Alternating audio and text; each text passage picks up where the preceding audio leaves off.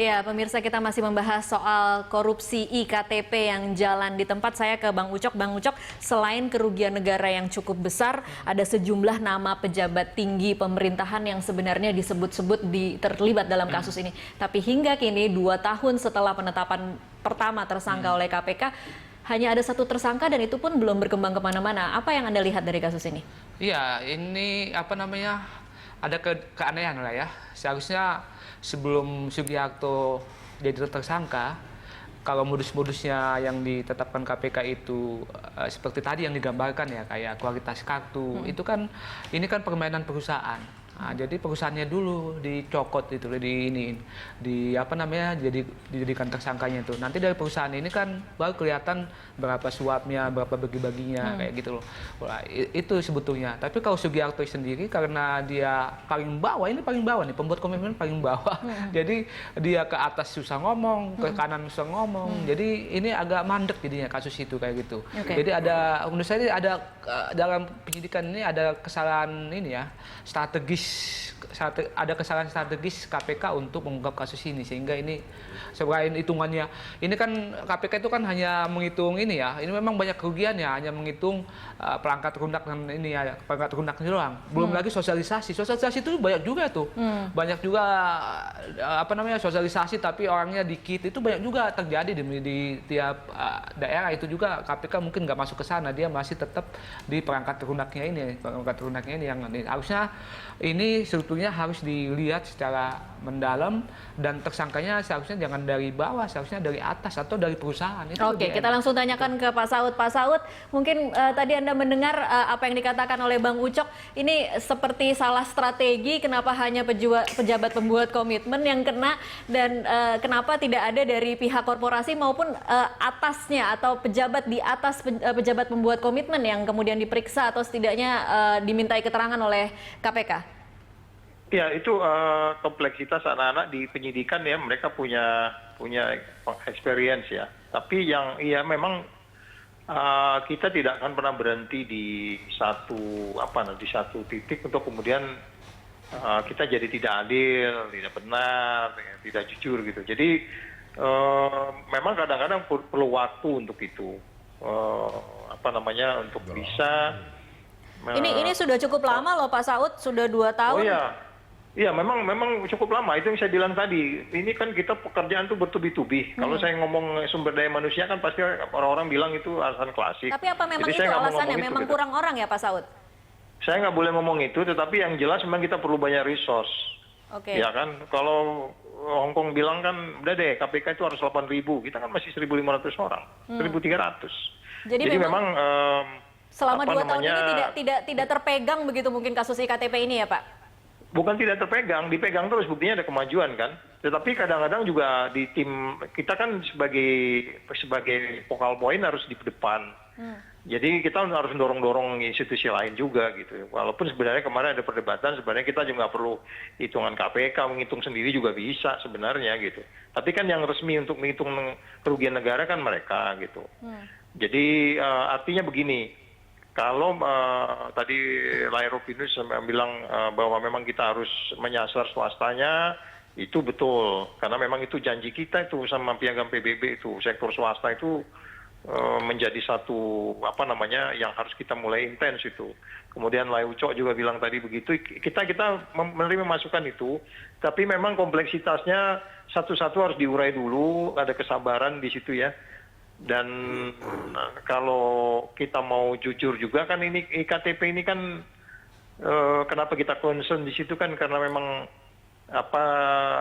hanya dengan inilah kita bisa ngejar pajak, hanya dengan inilah kita bisa ngejar penjahat, hanya dengan inilah kita bisa firm mentersangkakan orang si A alamatnya sekian karena memang data yang dikumpul di situ jelas gitu. Walaupun kemudian kita belum bisa optimal untuk melakukan itu kaitannya pemilu tadi karena masalah ada ketidakjujuran, ada perilaku korup, ada fraud dan lain-lain di situ. Dan KPK nggak bisa masuk di situ, kita hanya bisa masuk di korupsinya. Dan jangan lupa penyelenggara negara itu menjadi patokan utama dulu. Terus kemudian kita bisa menyasar yang lain-lainnya. Ya, lagi-lagi ini as a matter of time lah, hanya waktu aja kok, tinggal nunggu waktu. Oke, Ya. baik Pak Saud, ditahan dulu. Sudah ada penelpon yang bergabung bersama kita pada malam hari ini, ada Pak Susanto dari Jakarta. Selamat malam Pak Susanto. Ya, selamat malam. Iya, silakan Pak, ingin memberikan pertanyaan atau komentar. Ya, pendapat saya Bu ya, sebagai rakyat, kalau saya baca temanya ini korupsi IKTP jalan di tempat. Lalu saya bertanya, kenapa kalau kasus sumber waras kok jalannya kenceng gitu? Nah, harusnya kan dalam hal ini Bu, ini kan sudah berjalan 2 tahun. Ya, BPK sedang menghitung kerugian negara. Kenapa ngitungnya kok lama gitu loh? Giliran kasus sumber waras kok ngitungnya cepat, karena apa ada yang disasar? Ya nggak, supaya itu bisa berjalan terus. Baik, sayangnya harusnya tidak ada kan dengan BPK di sini kerugian ya Pak negara yang Susanto. hampir 1 triliun ini, harusnya juga harus fokus dong. Iya. Ya nggak, ya saya sepakat ya kepada KPK yang sekarang dengan tim yang baru ini, ya rakyat kan memberikan harapan penuh kepada KPK.